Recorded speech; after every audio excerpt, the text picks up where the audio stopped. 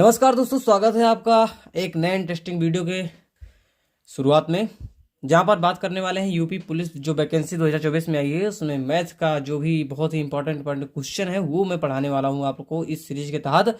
जहां पर कुछ वीडियोस पहले से मौजूद हैं और ये जो वीडियो है आपके लिए बेहद ही खास होने वाला है।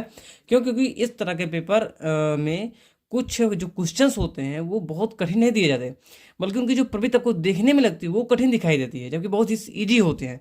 इन जैसे क्वेश्चन को कैसे हैंडल किया जाए, कैसे सॉल्व किया जाए, बहुत ही कम समय में ये सिखाने का मैं प्रयास करने वाला हूं। आप लोगों का साथ थोड़ा जरूरी हो जाता है, ठीक है। क्वेश्चन क्या है मैथ का, कह रहा है भैया किसी लड़के से एक संख्या को 12 से गुणा करने को कहा गया, गलती से उसने 21 से गुणा कर दिया और इस प्रकार उसका उत्तर सही उत्तर से 63 अधिक आया, यानी 63 अधिक आया। गुणा करने वाली सही संख्या ज्ञात कीजिए।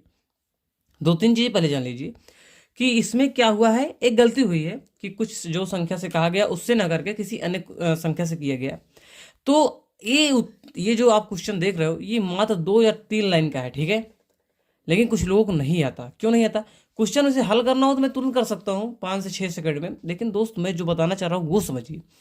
क्वेश्चन दरअसल आपको ये नहीं कहता आप परेशान हो, दरअसल वही कहता है भैया परेशान ना हो, मैं जो कह रहा हूँ उसे ध्यान से सुनो समझो, ठीक है।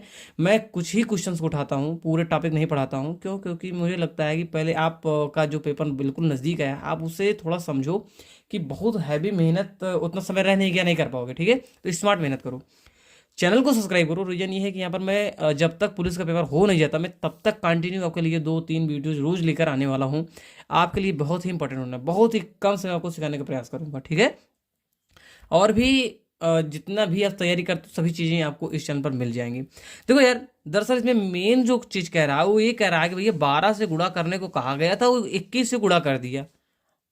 कहा गया तो भैया 12 से गुणा करो, लेकिन उसने 21 से कर दिया। तो एक चीज मोटा मोटा मान लो कि मान लिया जो वो क्वेश्चन था वो जो एक संख्या थी, जो एक संख्या उसे कहा गया था भाई इस संख्या से गुणा करना, उसे मैं क्या क्या मान लेता हूँ, यक्स मान लेता हूँ, ठीक है। यक्स मान लिया और कहा गया भैया 12 से गुणा करने को किया, कितने से उसने 21 से गुणा किया। अगर मैं उस एक जो यक्स माना था उसमें अगर मैं 21 से गुणा करूंगा तो कितना मेरे को मिलेगा, 21 यक्स, ठीक है। लेकिन वो कह रहा है मैंने 12 से कहा था गुणा करने को, अगर मैं 12 से गुणा करता तो कितना आता, 12 गुणे यक्स बराबर 12 यक्स। अब भैया ये क्या कह रहे हैं कि और इस प्रकार उसका उत्तर सही उत्तर से 63 अधिक आया है भाई, यानी कि दोनों उत्तर में 63 की अंतर है, ठीक है। जो उसने कहा था पहले करने के उसमें आता तो ठीक था, लेकिन जो नया उत्तर आ रहा है उसमें कह रहा है कि 63 अधिक है, ठीक है। मतलब कि नया वाला क्या था, ये वाला इक्वेशन था, और सेकंड वाला क्या है, ये है। अगर 63 अधिक है इसका मतलब कि दोनों में 63 का अंतर है, यानी 63 का डिफरेंस है। तो सबसे बड़ी संख्या क्या है, ये वाला है।